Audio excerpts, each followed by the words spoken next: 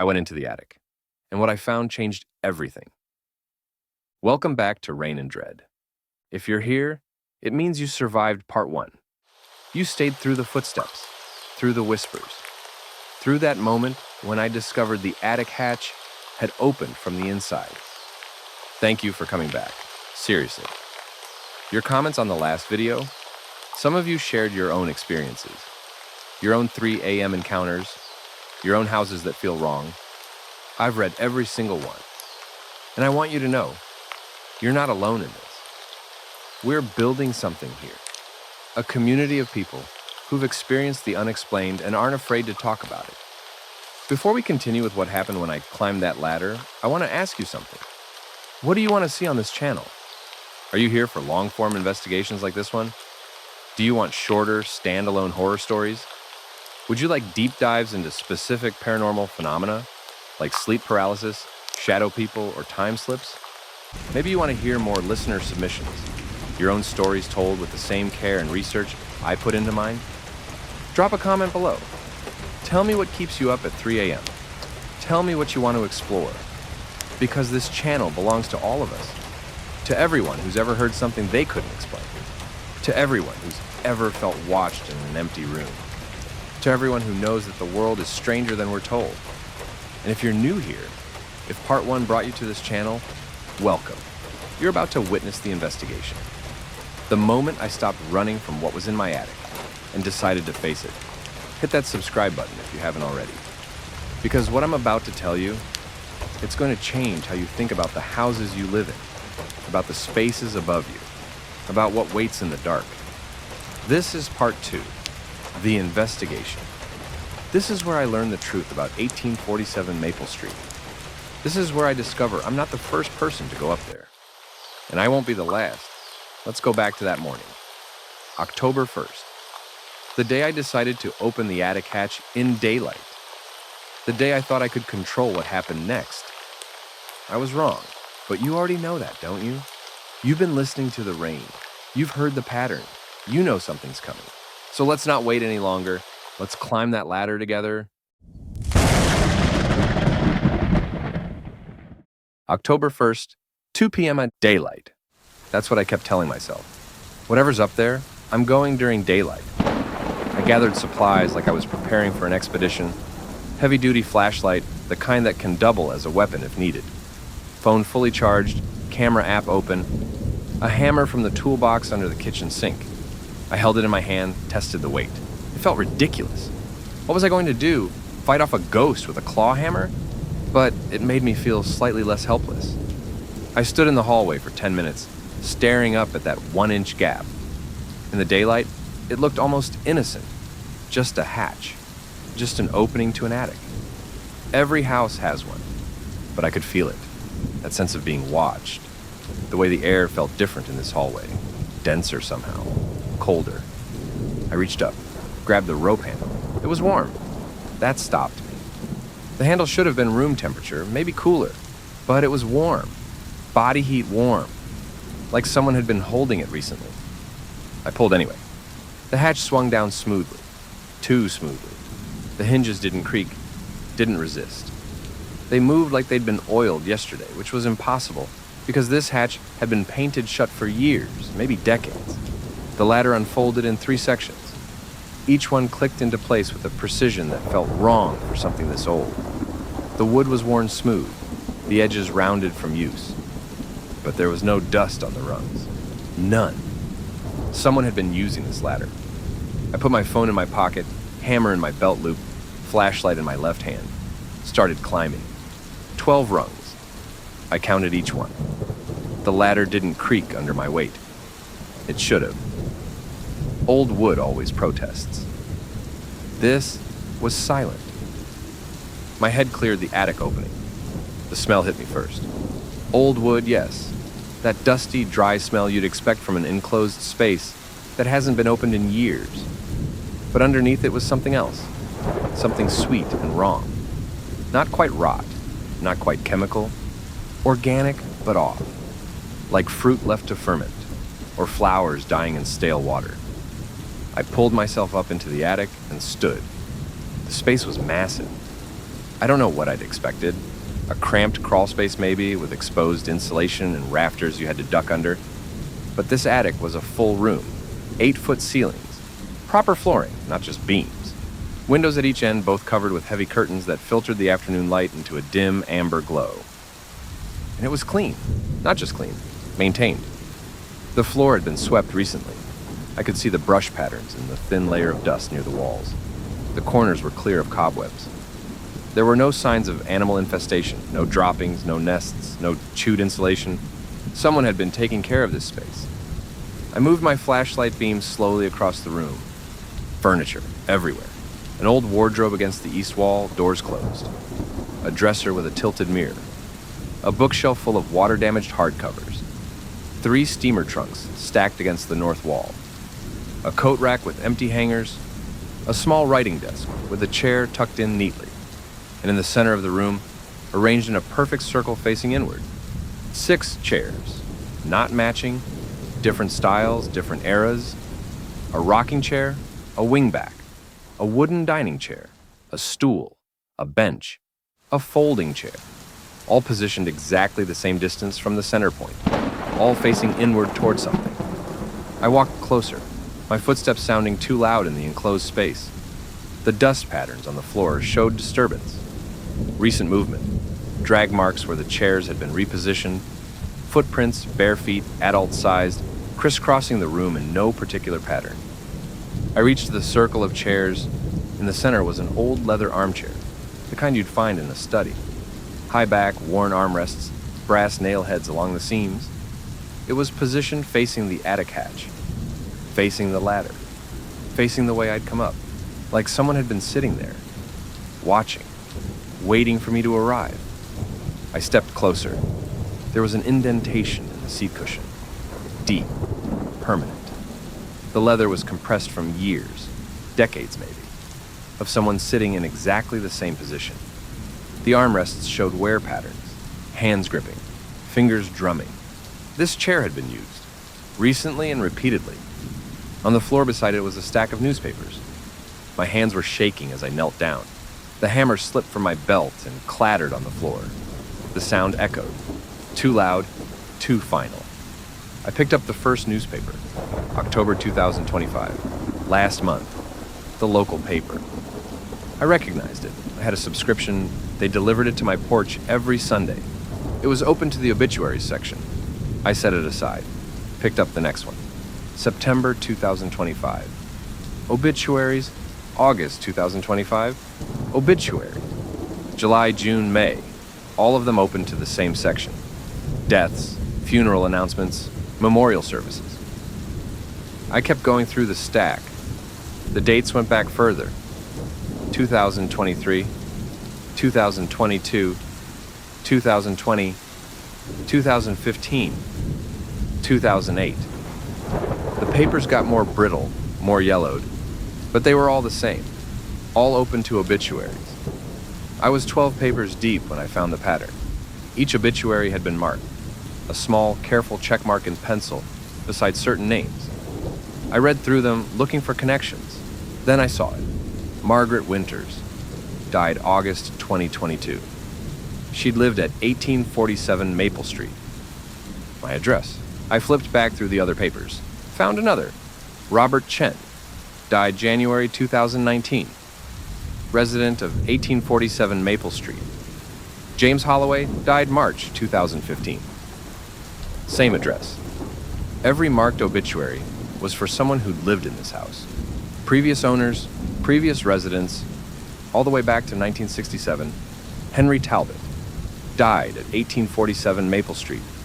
My hands were numb. I couldn't feel my fingers as I set the papers down and reached for the last item in the stack. It wasn't a newspaper, it was a photograph, printed on regular computer paper. Color, high resolution. It was me. A photo from my Facebook profile, the one I'd uploaded 3 months ago. Standing in the kitchen of this house, holding a paint roller, smiling at the camera. I'd posted it with the caption, "Making progress on the renovation." Someone had printed it, brought it up here, placed it on top of the stack of obituaries like I was next on the list. Like I was already marked. I stood up so fast the room spun. The flashlight beam swung wildly across the ceiling, creating huge, sweeping shadows. My breath was coming in short gasps, too fast. Hyperventilating. I needed to get out. Now. Immediately. I turned toward the ladder, and that's when I saw them. The other items. Things I'd thought were just storage. Just old furniture and forgotten belongings. But now I looked closer. The wardrobe. I walked over, pulled open the doors. Inside were clothes, men's clothes, different sizes, different styles, different eras. A wool suit from the 1960s, a denim jacket from the 80s, a modern North Face fleece, all hanging neatly on wooden hangers, arranged by size. The dresser, I pulled open the top drawer. Personal items, a wallet with an expired license, photos of people I didn't recognize, a wedding ring, a pocket watch, a cell phone so old it had a physical antenna, another cell phone, newer, a smartphone with a cracked screen.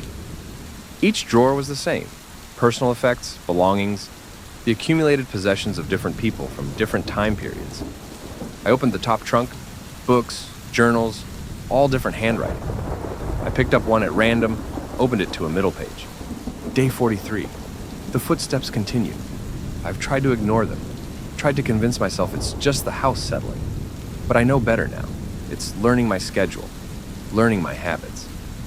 Last night it stood outside my bedroom door for 2 hours. I could see the shadow under the door. I'm starting to think Charles was right. I'm starting to think I should leave. The entry was dated 1998.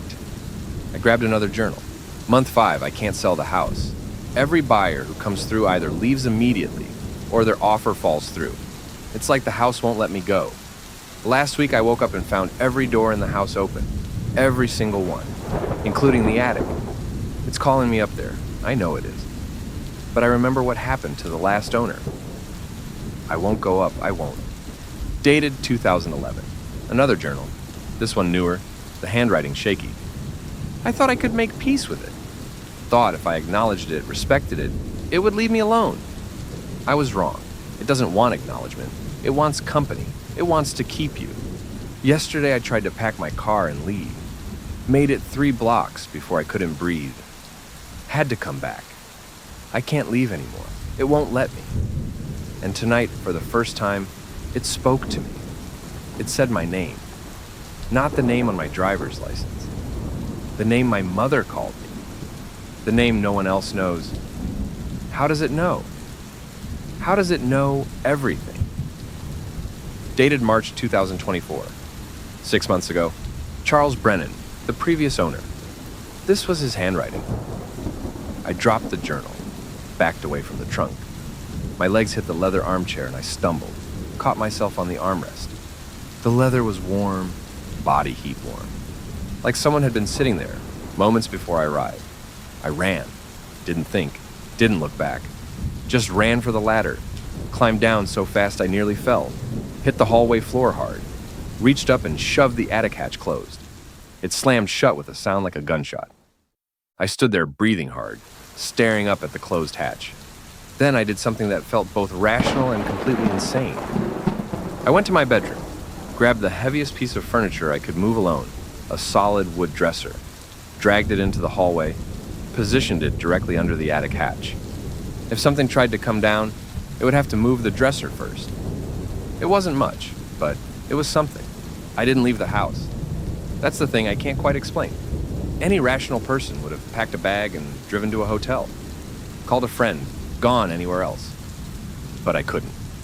Not because I was afraid of seeming crazy, not because I didn't want to abandon my investment, because I needed to understand the photo, the journals, the obituaries, the belongings of previous owners carefully preserved like museum exhibits.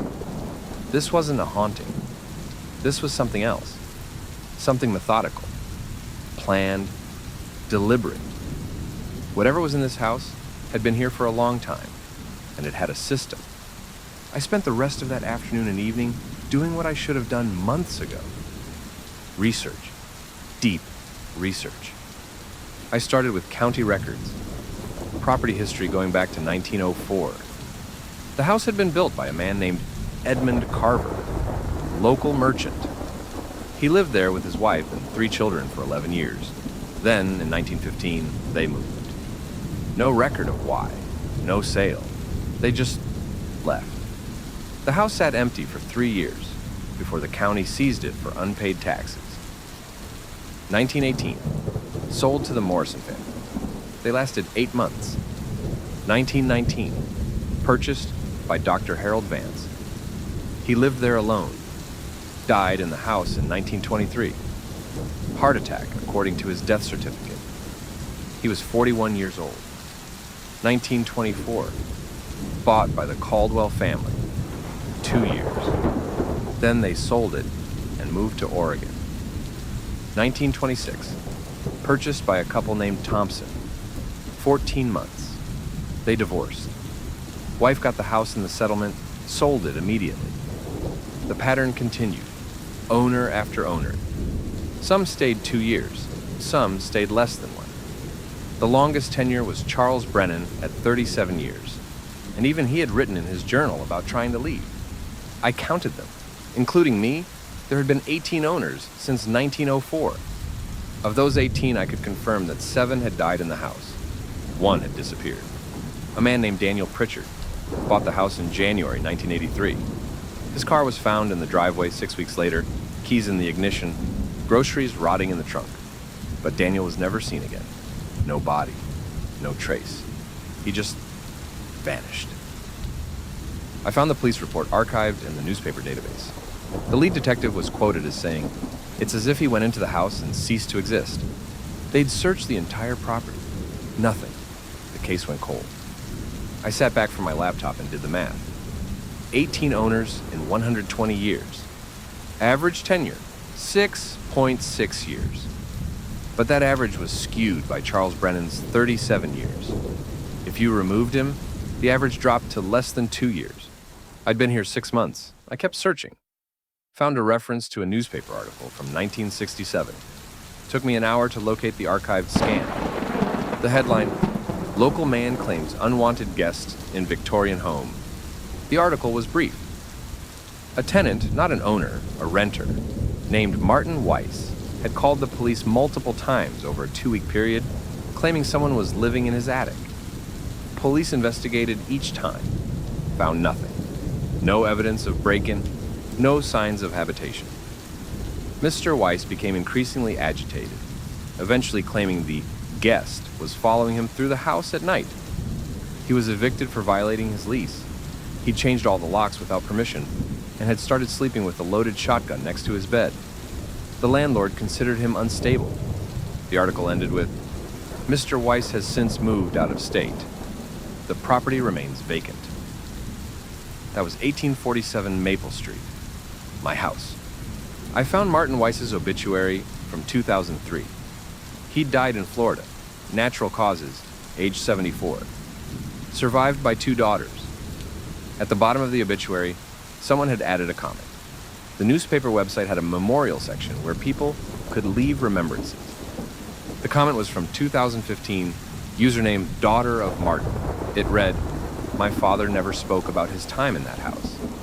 But for the rest of his life, until the day he died, he refused to have an attic in any home he lived in.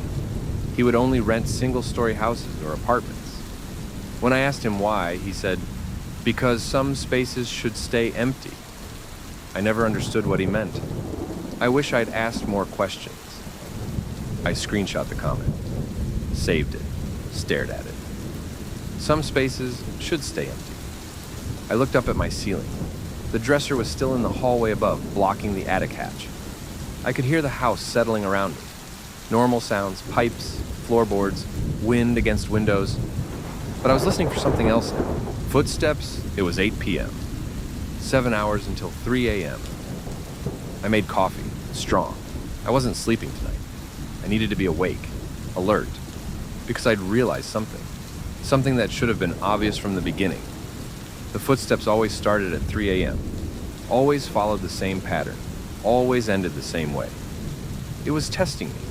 Every night, the presence in the attic was checking if I was listening, measuring my reactions, learning my responses. And each night, it had been getting closer. First, just walking back and forth above my bedroom, then stopping directly over my bed, then moving furniture, then speaking, then opening the attic hatch. It was a progression, a sequence, and if the pattern continued, I spent the next few hours going deeper. Public library database, historical society archives, ancestry websites, newspaper morgues. I created a spreadsheet. Every owner, every resident, every person who'd lived at 1847 Maple Street for more than a week. Columns for name, move-in date, move-out date, length of stay, reason for leaving, date of death if applicable, and notes. The patterns emerged stark and undeniable. 9 owners had died in the house. Not 7. I'd missed 2 in my initial count. 1 in 1931, 1 in 1956. Both listed as natural causes on their death certificates. Both were relatively young, 43 and 51.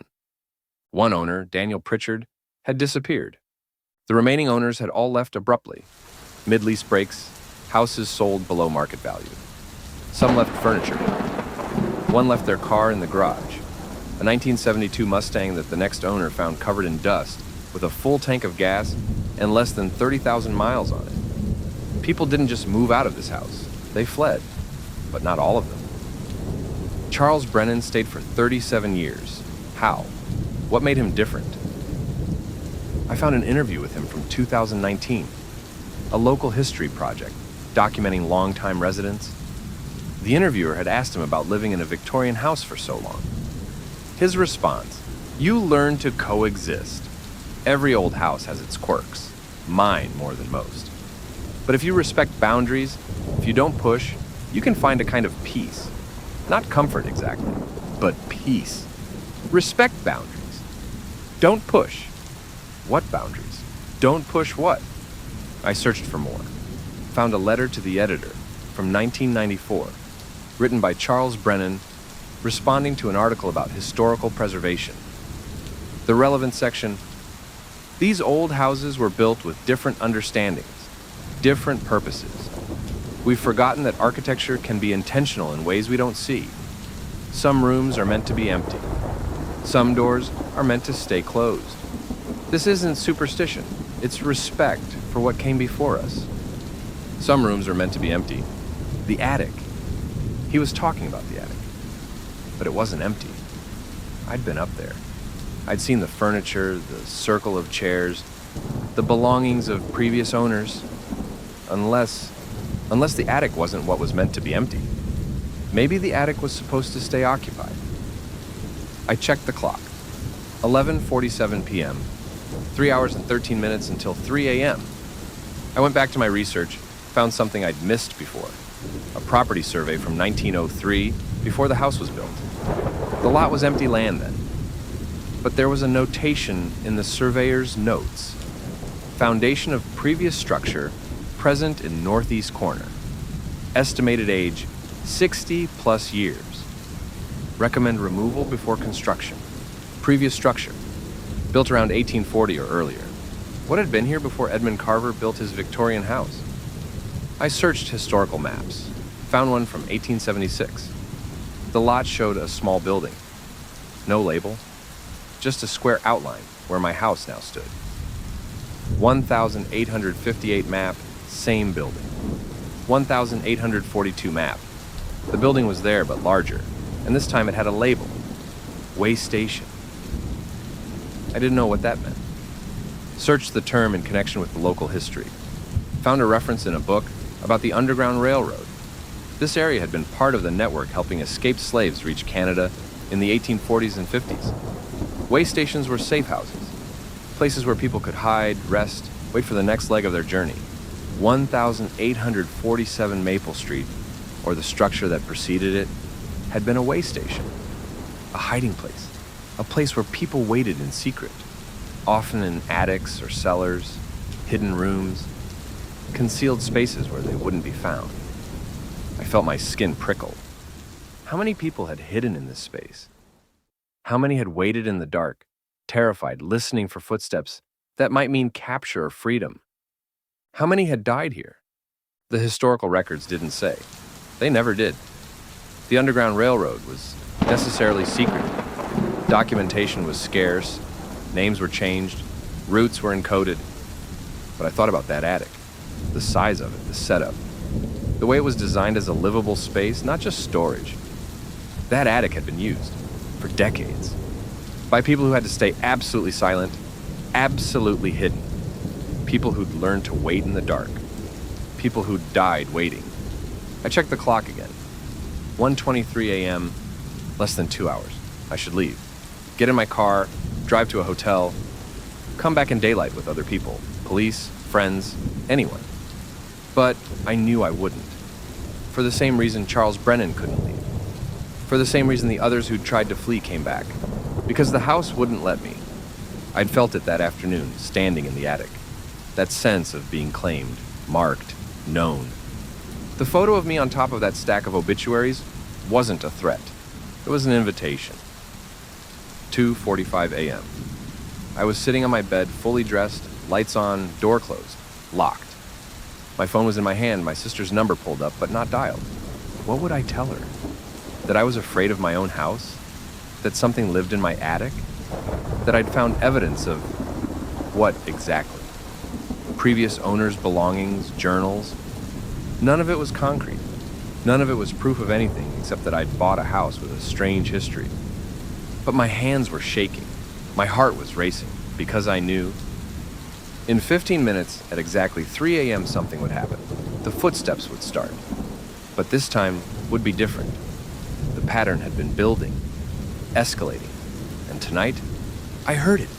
Not from above, from the hallway. The sound of wood sliding against wood. The attic ladder unfolding. But that was impossible. The dresser. I'd pushed the dresser under the hatch. It weighed at least 200 pounds. There was no way, dash, dash. The sound continued, rung by rung, the ladder extending down. Then footsteps. Not in the attic, in the hallway, on the main floor, coming down the ladder. I stared at my bedroom door. The gap at the bottom, where light from the hallway should be visible. It was dark. Something was blocking it. The footsteps were slow, deliberate. The same rhythm I'd heard every night above my bedroom ceiling. But now they were outside my door. Step, creak, walking the length of the hallway, past the bathroom, past the guest bedroom, stopping at my door. I could hear breathing, slow, even, just on the other side of the door. My phone was in my hand. I hit dial. My sister answered on the second ring. Hello? Sarah. My voice was a whisper. Sarah, I need you to stay on the phone with me. What? What's wrong? Are you okay? Just stay on the line. Don't hang up, no matter what. You're scaring me. What's happening? I couldn't answer because the doorknob was turning. Slowly. Testing. I'd locked it. Deadbolt and chain. But the knob was rotating clockwise, pressure being applied from the outside. Sarah, I whispered, there's someone in my house. What? Call 911, get out of there. I can't open the door. Why not? Because they're right outside it. The doorknob stopped turning. The pressure released. Silence. Complete silence so profound I could hear my own heartbeat pounding in my ears. Could hear Sarah breathing on the phone. Could hear the rain against the window. But nothing from the hallway. I stared at the gap under the door. A shadow appeared. 2 feet, positioned exactly as they would be if someone were standing completely still, facing the door. Not moving, not shifting weight, just standing, waiting. Sarah, can you hear me? Yes, I'm here. I'm getting in my car. I'm coming over right now. No, don't come here. Why not? Because a voice. From the other side of the door, low, male, calm. You opened it. Not a question, a statement, an observation. You went up there. You saw... Sarah was talking on the phone, frantic now, saying something about police and being there in 20 minutes. But I couldn't focus on her words, because the voice continued. They all open it eventually. They all need to know. That's the difference between the ones who stay and the ones who leave. Charles understood. He opened it once, saw what was there, closed it, never went back up. 37 years. He understood boundaries. The shadow under the door didn't move. The feet stayed planted. But you opened it, touched things, moved things, read things that weren't for you. My voice came out cracked, barely audible. What are you? Silence for a long time. Then, I'm what's left, what remains, what waited too long in the dark. I don't understand. You will. They always do. By the end, they all understand. What do you want? Another pause, longer this time. Company, acknowledgement. To not be alone anymore. I've been alone so long, so many years in the dark, waiting for someone who never came. Everyone leaves, everyone runs, but not you. You'll stay. You're already marked. I'm not staying. I'm leaving. Tomorrow. I'm selling this house and... No. Just that. One word. Firm. Final. You can't leave. Not anymore. You've been here too long. 6 months. That's the threshold. That's when the house claims you. You've drunk the water. You've breathed the air. You've slept under this roof for 183 nights. You're part of it now. Part of me. My breath was coming in short gasps, hyperventilating. Sarah was shouting through the phone now, saying she'd called the police. They were on their way. Hang on, just hang on. But I knew the police would find nothing. They'd search the house, check the attic, find furniture and old belongings, and call it abandoned storage. They'd see no one. No threat. They'd tell me to call back if I had real trouble, and they'd leave. Because whatever was standing outside my door wasn't something police could help with. The voice spoke again, quieter now, almost gentle. I don't want to hurt you. I never wanted to hurt any of them. I just want them to stay, to keep me company, to acknowledge I'm here. But they always try to leave. They always push too hard, open doors that should stay closed, go places they shouldn't go. And then the shadow shifted, just slightly, a small adjustment of weight. Then they become part of the house too. Like I am, like the others are. You've felt them, haven't you, in the walls and the floors? All the ones who stayed, who couldn't leave, who became part of what this place is. I thought about the journals, the belongings, the stack of obituaries. They're all still here, I whispered. Yes, the house keeps us, all of us, together forever. It's not such a bad thing once you accept it. Charles almost understood. He lived with it for decades. But even he couldn't commit fully. He kept trying to maintain his separation, his independence. In the end, his heart gave out. The stress of resistance. You killed him! No, he killed himself. By fighting, by resisting what was inevitable. You don't have to make that mistake. You can accept it now. Open the door. Let me in. We can coexist peacefully. You'll barely notice me after a while. Just footsteps at night. Just a presence. Just the knowledge that you're not alone. My hand was on the doorknob. I don't remember reaching for it. Don't remember deciding to unlock it. But my fingers were on the metal. Cold metal. And I was turning it. That's right, the voice said. Open it. Let me see you. Let me know you properly. That's all I want. To be seen, to be acknowledged, to not be forgotten in the dark anymore. I was about to turn the lock when I heard it. Sirens. Distant, but approaching. Sarah had called the police. They were coming. The shadow under the door pulled back. The presence in the hallway retreated. Footsteps, fast now, urgent, moving back toward the attic ladder. The sound of rungs being climbed. The ladder folding up, the hatch closing. By the time the police knocked on my front door 3 minutes later, there was nothing to find.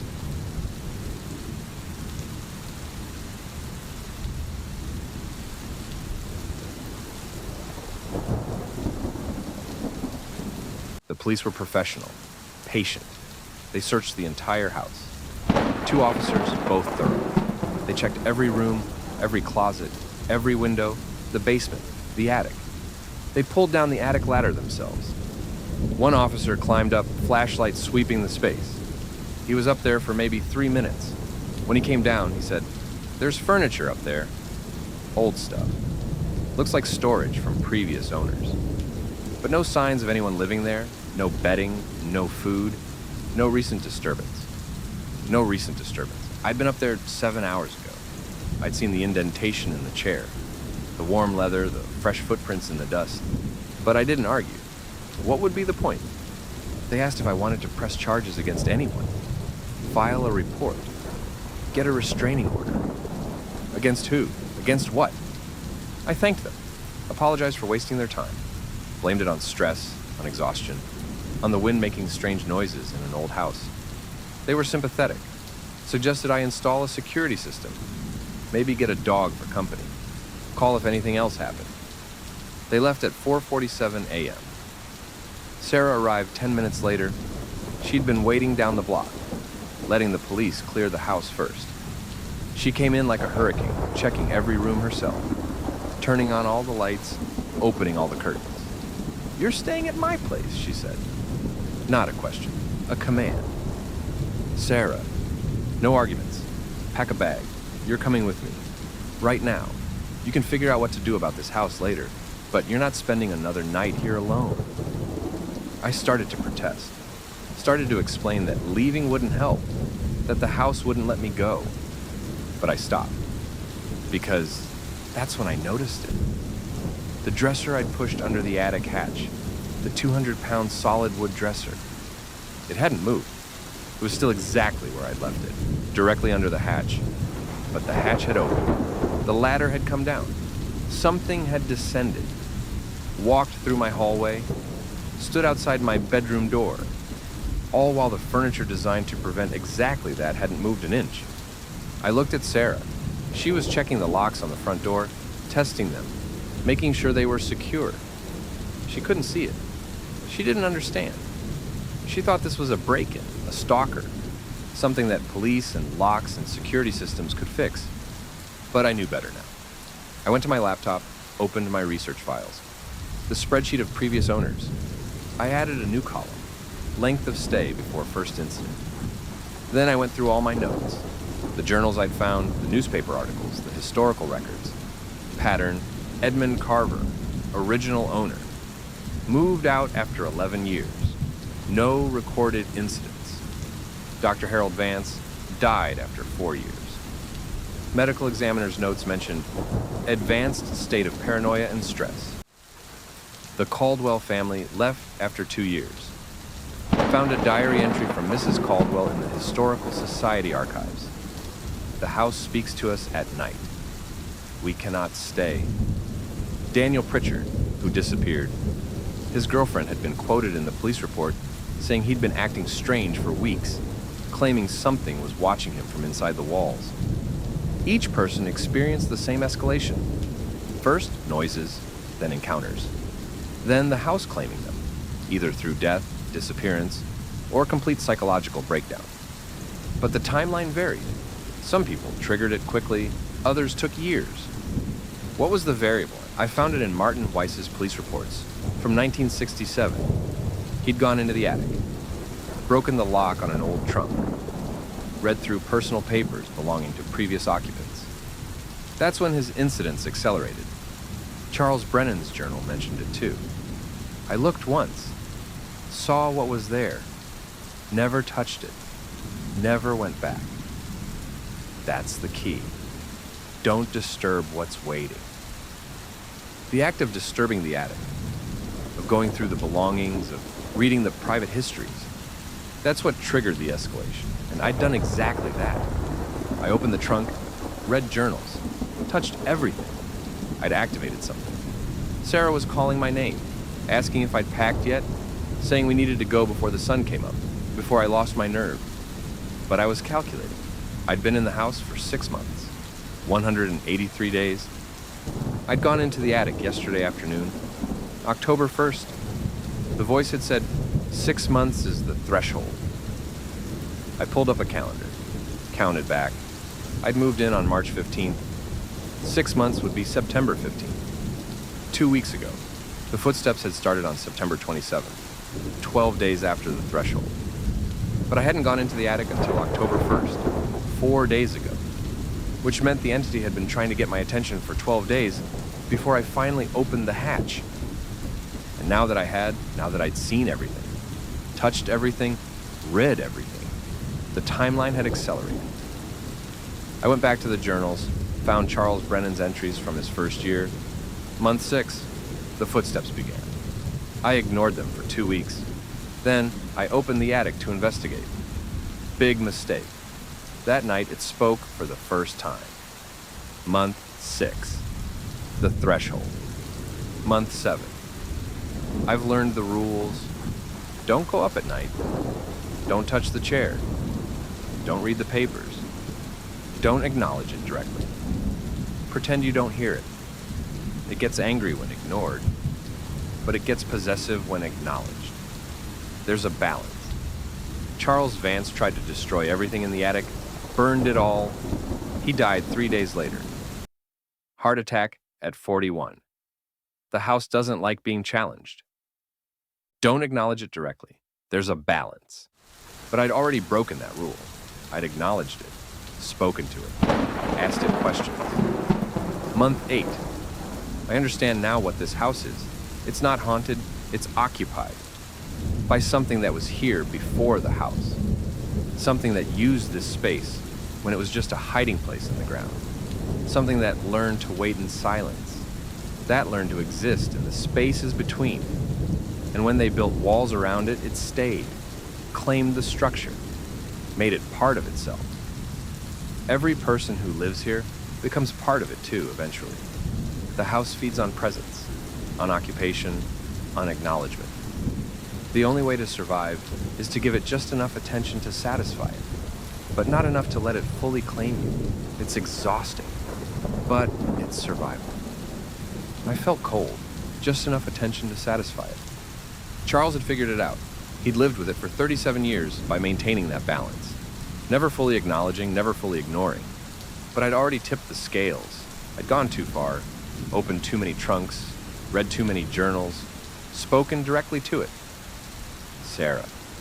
My voice sounded distant to my own ears. I need to tell you something. She turned from the window where she'd been checking the street. What? I can't leave. Yes, you can. We're leaving right now. Pack a bag, let's go. No, I physically can't. If I try to leave, something will happen. I'll feel it. Like I can't breathe. Like I'm being suffocated. Charles wrote about it. Others wrote about it.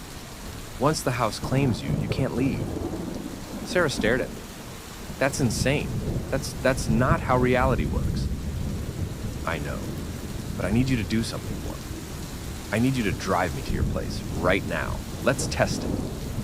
She looked like she wanted to argue, but something in my face must have convinced her. She nodded. We went out to her car. She drove it. I sat in the passenger seat, watching the house recede in the side mirror. We made it 2 blocks. That's when the pressure started. Like hands around my throat, invisible, tightening. My vision started to tunnel, gray creeping in from the edges. Turn around, I gasped. Turn around now. What? What's happening? I can't breathe. Turn around. Go back. Sarah yanked the wheel, made a U-turn that squealed the tires. The moment the car started heading back toward Maple Street, the pressure released. I sucked in air, coughed. My hands were shaking. Sarah was pale. What the hell was that? That was the house, calling me back. We drove back in silence, parked in my driveway, sat there as the sun started to rise over the roofline. So you're trapped, Sarah said finally. You're actually trapped in this house. Yes. For how long? I don't know. Charles lasted 37 years. Others lasted less. Daniel Pritchard lasted 6 weeks before he vanished entirely. We need to call someone.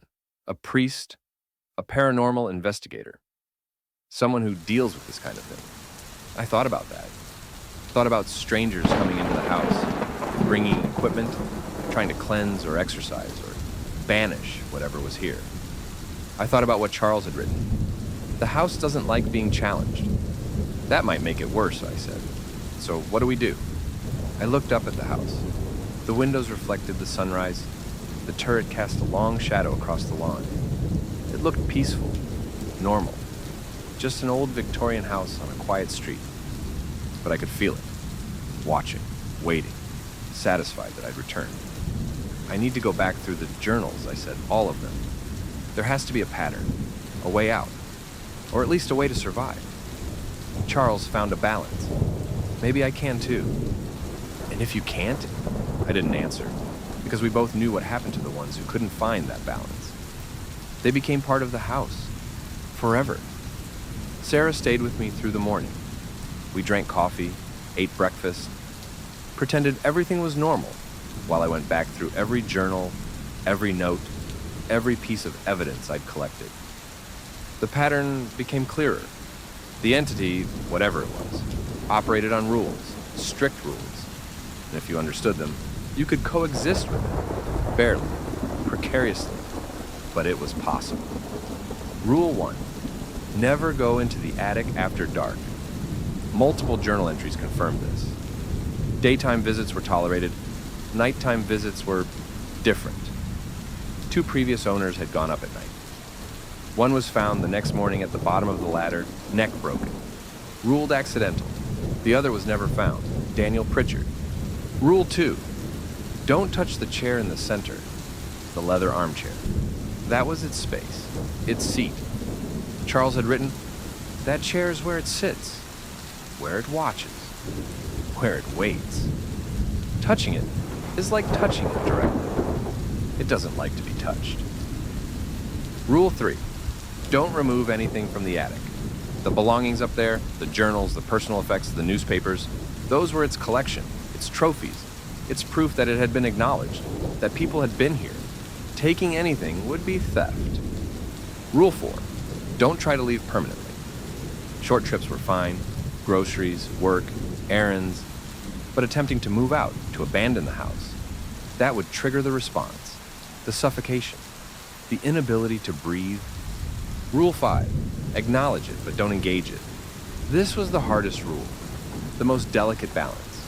It wanted to be known, seen, recognized, but speaking to it directly, asking it questions, trying to understand it, that gave it power. That created connection. Charles had found the sweet spot. He heard the footsteps, noted them, accepted them, but never responded, never investigated, never called out, just coexisted. So you just live with it, Sarah said, reading over my shoulder. You just accept that something walks around your attic every night and you pretend it's normal. That's what Charles did for 37 years. That's not living. That's just slow motion dying. Maybe she was right, but what choice did I have? I looked at the clock, 8:47 a.m. I'd been awake for over 24 hours. My eyes felt like they were full of sand. My hands wouldn't stop shaking. You need to sleep, Sarah said. I can't. Not until I figure this out. You're not going to figure anything out if you collapse from exhaustion. Let me stay. I'll keep watch. I'll wake you if anything happens. I wanted to argue, but she was right. I needed sleep. Needed to think clearly. Okay, but if you hear anything at all, wake me immediately. She promised. I went to my bedroom, lay down fully clothed, stared at the ceiling where the footsteps walked every night at 3 a.m. I fell asleep, still staring at it. I woke to Sarah shaking my shoulder, disoriented, confused. The light through the window was wrong, too golden, too slanted. What time is it? 5 p.m. You've been asleep for 8 hours. 8 hours. I'd slept through the entire day. Did anything? Nothing. The house has been completely quiet. No sounds, no incidents. I checked the attic hatch 3 times. It hasn't moved. I sat up. My body ached. My mouth tasted like copper. But there's something you need to see, Sarah said. Her voice was careful, controlled. The way you talk when you're trying not to panic. She led me to the hallway, to the attic hatch. The dresser was gone. The 200-pound solid wood dresser I'd pushed there yesterday, gone. Moved, relocated. Where? I started. Sarah pointed to my bedroom. In there, against the far wall, like it was never moved. I walked into my bedroom. The dresser was exactly where it had been before I'd relocated it, in its original position, perfectly placed. Nothing on top disturbed, The drawers all closed neatly. I didn't hear anything, Sarah said. I was in the kitchen making lunch. Came back to check on you and saw the hallway was cleared. I looked for the dresser and found it there, like someone moved it while you were sleeping, silently, effortlessly. I approached the attic hatch, looked up at it. There was something new, a piece of paper, folded, tucked into the gap between the hatch and the frame.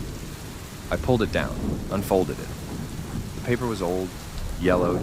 The handwriting was elegant, careful, dated, October 2nd, 2024.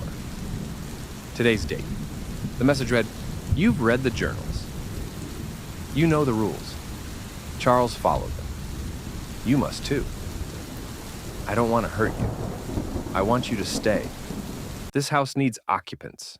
I need company. Follow the rules and we can coexist peacefully. Break them and you'll join the others. The choice is yours. No signature, no name, just that message. Left while I slept. Placed there by something that could move furniture without making sound." Sarah read it over my shoulder. Okay, we need to call someone. This is beyond... Who? I interrupted. Who do we call? The police came last night. They found nothing. A priest? What if that makes it angry? What if we make it worse? So you're just gonna follow its rules? Live by its schedule? Become a prisoner in your own house? I don't know. The words came out louder than I intended. I don't know what to do. Every option feels wrong. We stood there in the hallway, the note between us, the attic above us. The house was silent, waiting, always waiting. There has to be another way, Sarah said quietly. There has to be someone who's dealt with this before. Someone who survived it, who escaped it. I thought about that. Thought about all the research I'd done. And then I remembered. Martin Weiss, I said. The tenant from 1967. He left. He moved to Florida. Lived until 2003. He got out. How? I don't know. But his daughters are still alive. One of them left that comment on his obituary. Maybe she knows something. It was a thin thread, a desperate hope. But it was something. Sarah pulled out her laptop. We searched. Found a Facebook profile. Daughter of Martin. Her real name was Jennifer Weiss Kowalski. She lived in Tampa. Sarah sent her a message. Explained we were researching her father's time at 1847 Maple Street. Asked if she'd be willing to talk. We waited. The sun continued to set. The shadows in the hallway grew longer. At 6:47 p.m., Jennifer responded. I was wondering when someone would finally ask. My father never stopped having nightmares about that house. But he found a way out. Call me. She included her phone number. Sarah dialed on speaker. Jennifer answered on the second ring. You're living there now, aren't you? She said without preamble. At 1847 Maple Street. Yes. And you've gone into the attic? Yes. Then you don't have much time. My father had less than 2 weeks from the time he opened that hatch to the time he escaped. After that, the house would have claimed him completely. You need to listen very carefully to what I'm about to tell you. Sarah and I exchanged glances. We're listening, I said. And Jennifer Weiss Kowalski began to explain how her father had broken free from 1847 Maple Street and why he'd spent the rest of his life afraid to ever live beneath an attic again. I learned his name, Samuel, and now he knows that I know. Tomorrow night, I have to choose. Stay and become part of this house forever. Run and leave Samuel waiting for another 100 years. Or there's a third option, one no one's tried before. Part 3 drops next Sunday, 9 p.m. The Confrontation. Subscribe so you don't miss what happens when I go back into that attic. Because this time, I'm not running. Some waits have to end.